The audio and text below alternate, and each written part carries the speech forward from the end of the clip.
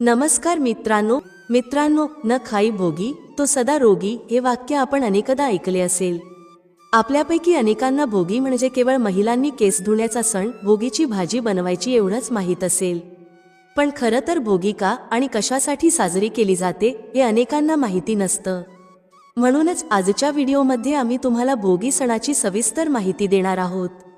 त्याचबरोबर या दिवशी आपण भोगीची भाजी बनवतो हे खरं आहे, परंतु अशा कोणत्या भाज्या आहेत किंवा अशी कोणती कामे आहेत जी या दिवशी करू नये, अन्यथा त्याचे विपरीत परिणाम भोगावे लागतात हे सुद्धा पाहणार आहोत। त्यामुळे व्हिडिओ पूर्ण शेवटपर्यंत नक्की पहा। त्याचबरोबर कमेंटमध्ये जय शनिदेव नक्की टाईप करा, जेणेकरून शनिदेवाची कृपा दृष्टी सदैव तुमच्यावर राहील। मित्रांनो, भोगी हा संक्रांतीच्या आदल्या दिवशी साजरा होणारा सण आहे। भोगी शब्दाचा अर्थ आहे आनंद घेणारा किंवा उपभोगणारा। या दिवशी आनंद आणि उपभोगाचा सण साजरा करावा लागतो, कारण भोगी हा आनंदाचा आणि उपभोगाचा सण मानला जातो। या सणाच्या दिवशी दिवाळीप्रमाणेच उत्साह असतो। सकाळी घर आणि परिसर स्वच्छ केला जातो, दारावर रांगोळी काढली जाते। घरातील सर्व सदस्य आंघोळीच्या पाण्यात तीळ टाकून किंवा तिळाचं उटणं लावून अभ्यंग स्नान करतात। यामुळे येणारा उन्हाळा बाधत नाही असं मानलं जातं। या दिवशी सर्वजण नवीन कपडे परिधान करतात, विशेषतः महिलांनी डोक्यावरून पाणी घेत स्नान करावं असं सांगितलं जातं। शरीरातील नकारात्मक शक्तींचा नाश करण्याचा संदेश या परंपरेतून दिला जातो। भोगीच्या दिवशी सासरी गेलेल्या मुली माहेरी येतात आणि कुटुंबासोबत आनंदाने सण साजरा करतात। या दिवशी भोगीची भाजी बनवली जाते, ज्यामध्ये हरभरा, पावटा, घेवडा, वांगे, गाजर, कांद्याची पात, शेंगदाणा, वाटाणा, चाकवत, फ्लॉवर अशा अनेक भाज्यांचा समावेश असतो। भाजीसोबत तीळ लावलेली बाजरीची भाकरी, लोणी, पापड, वांग्याचं भरीत, चटणी आणि खमंग खिचडी खाण्याची परंपरा आहे। भोगीची भाजी तिळाचा कूट घालून बनवली जाते। वसई किंवा पालघर भागात ही भाजी उंदियोसारखी असते, तर कोकणात कांदा आणि खोबऱ्याचं वाटण घालून मसालेदार पद्धतीने केली जाते। भाजीचं स्वरूप वेगवेगळं असलं तरी चव अप्रतिम लागते। भोगी हा सण केवळ खाद्यसंस्कृतीपुरता मर्यादित नाही। या दिवशी महिलांसाठी विशिष्ट नियम आणि परंपरा आहेत। सवाष्णींना घरी जेवायला बोलवून त्यांचं आदरातिथ्य केलं जातं। काही ठिकाणी सवाष्ण घरी येऊ शकली नाही तर पदार्थांचा शिधा तिच्या घरी पोहोचवला जातो। या परंपरेला भोगी देणं म्हणतात। भोगीच्या दिवशी इंद्रदेवाची पूजा केली जाते। इंद्रदेवाच्या कृपेमुळे धरतीवर भरपूर पीक येतं अशी श्रद्धा आहे। ही पीक वर्षानुवर्ष चांगली राहावी म्हणून या दिवशी प्रार्थना केली जाते। या सणाच्या माध्यमातून लोक जुन्या गोष्टींना निरोप देऊन नवीन सुरुवात करतात। अनेक ठिकाणी या दिवशी होळी पेटवून जुन्या आणि नकारात्मक वस्तूंची आहुती दिली जाते। त्यामुळे सणाला नवीन ऊर्जा आणि सकारात्मकतेचं प्रतीक मानलं जातं। शेतकऱ्यांसाठी हा सण विशेष महत्त्वाचा आहे। हिवाळ्यात शेतकरी भोगीची भाजी आणि बाजरीच्या भाकरीचा आनंद घेतात आणि नव्या हंगामासाठी सज्ज होतात। मराठवाड्यात भोगीची भाजी खिंगट म्हणून ओळखली जाते। भारताच्या वेगवेगळ्या भागांत भोगीला वेगळी नावे आहेत। तमिळनाडूत हा सण पोंगल, आसाममध्ये भोगली बिहू, पंजाबमध्ये लोहरी, राजस्थानात उत्तरायण म्हणून साजरा होतो। ग्रामीण भागात भोगीच्या दिवशी पुरुषांना स्त्रियांच्या स्वयंपाकघरात प्रवेश नसतो। स्त्रिया पहाटे उठून एकत्र येतात, भाजी आणि भाकरी बनवतात। हिवाळ्यातील भाज्या आणि वनस्पतींच्या आभारासाठी हा सण साजरा केला जातो। मित्रांनो, भोगीच्या दिवशी जुन्या वाईट गोष्टी फेकून द्या आणि नवीन विचार, सकारात्मकता आणि आनंदाला जीवनात स्वीकारा। या सणाच्या माध्यमातून आपण आरोग्यपूर्ण जीवनाची नवी सुरुवात करू शकतो। मित्रांनो, या दिवशी आपण वेगवेगळ्या प्रकारच्या भाज्या खातो, परंतु काही अशा भाज्या सुद्धा आहेत ज्या भोगीच्या दिवशी चुकूनही खाऊ नयेत, अन्यथा त्याचे विपरीत परिणाम भोगावे लागू शकतात। मित्रांनो, आता आपण पाहूया भोगीच्या दिवशी चुकूनही कोणत्या भाज्या खाऊ नये, नाहीतर आयुष्यभर भोग भोगावे लागतील। कळत नकळत अनेक लोकांना संकटांचा सामना करावा लागू शकतो। भोगीच्या दिवशी केस धुण्याला जितकं महत्त्व आहे, तितकंच आपण काय खातो हेही महत्त्वाचं आहे।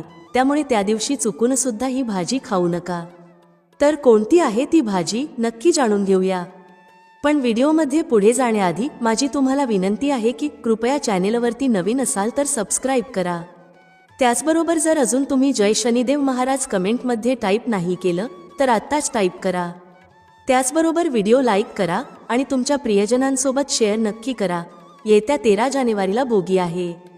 भोगी हा सण आनंद उपभोगाचा सण म्हणून ओळखला जातो, पण भोगी हा शब्द या सणाला दुसराही अर्थ आहे, तो म्हणजे भोग. आपण जेव्हा देवाला नैवेद्य अर्पण करतो त्यालाही भोग म्हणतात. त्या दिवशी इंद्रदेवाची आठवण काढली जाते.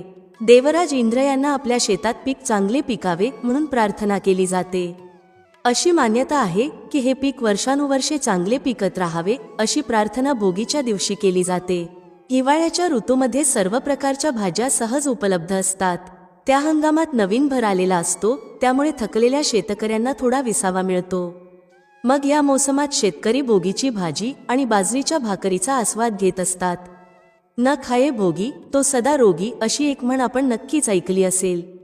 भोगीची भाजी बनवताना आपण कोणत्या भाज्या खायच्या आहेत आणि कोणत्या भाज्यांचा समावेश चुकून सुद्धा करायचा नाही हे जाणून घेणं महत्त्वाचं आहे.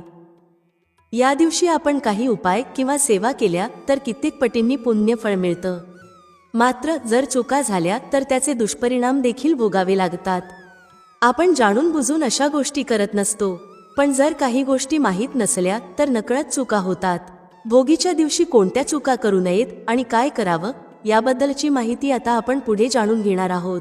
भोगीच्या दिवशी सकाळी लवकर उठावं. अगदी ब्रह्ममुहूर्तावर उठलं तरी चालेल.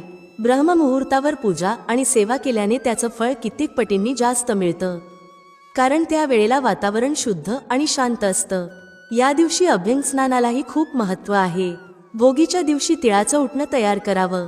सफेद तीळ मिक्सरमध्ये बारीक करून त्यात थोडीशी हळद मिसळावी. हे उटणं आंघोळ करण्यापूर्वी शरीराला लावावं.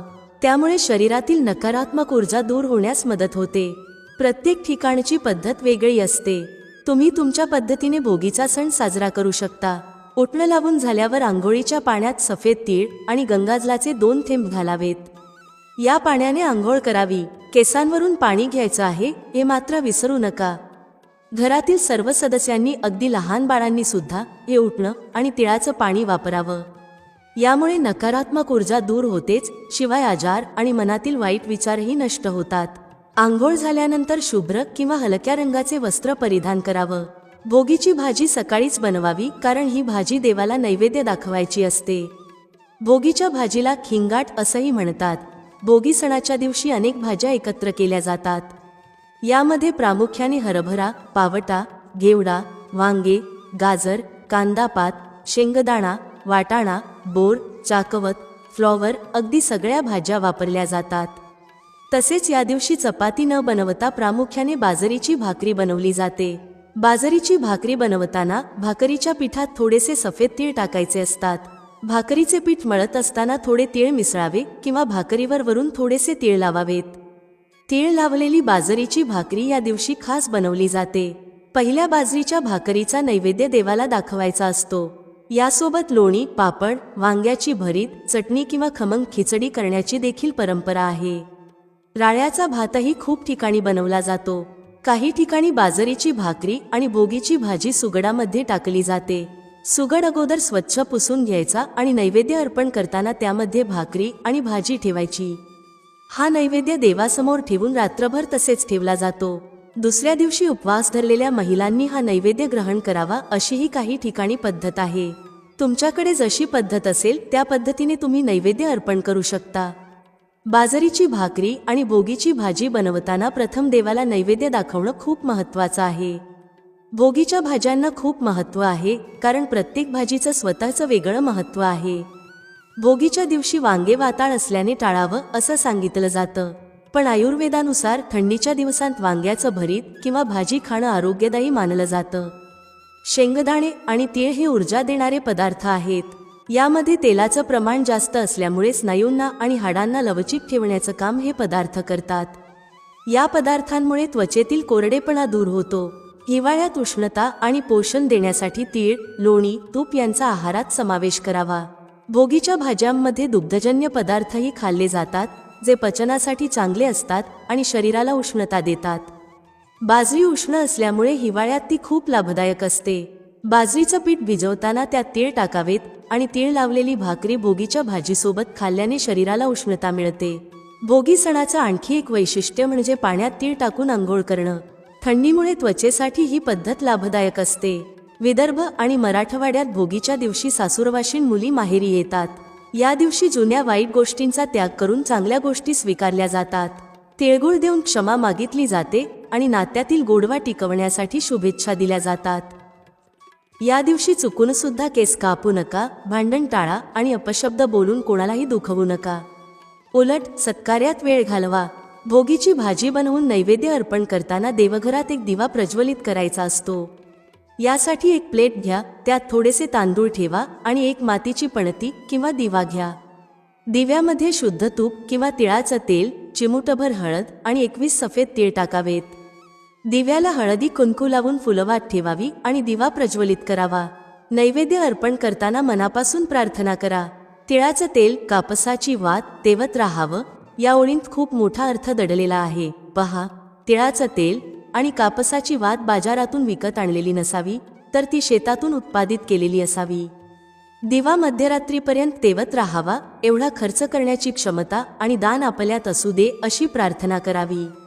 जर आपल्याकडे शेत नसेल किंवा आपण शेतकरी नसू तरीही आपण बळीराजासाठी प्रार्थना करावी की त्याला वैभव प्राप्त होऊ दे.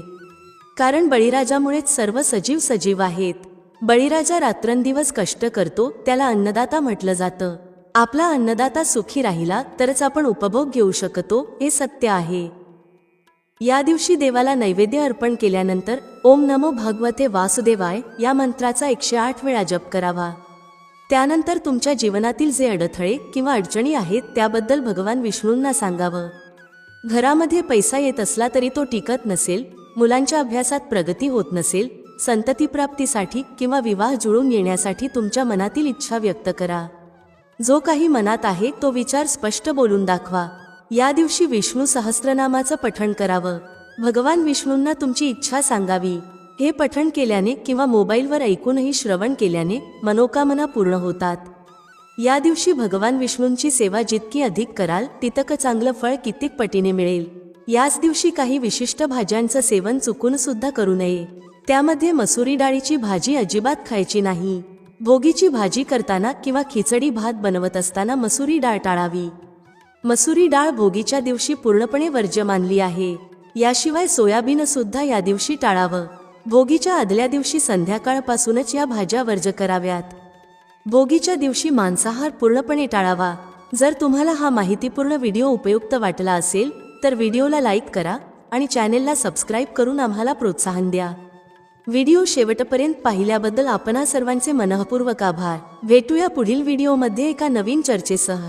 तुम्हा सर्वांचे मनःपूर्वक आभार. श्री स्वामी समर्थ.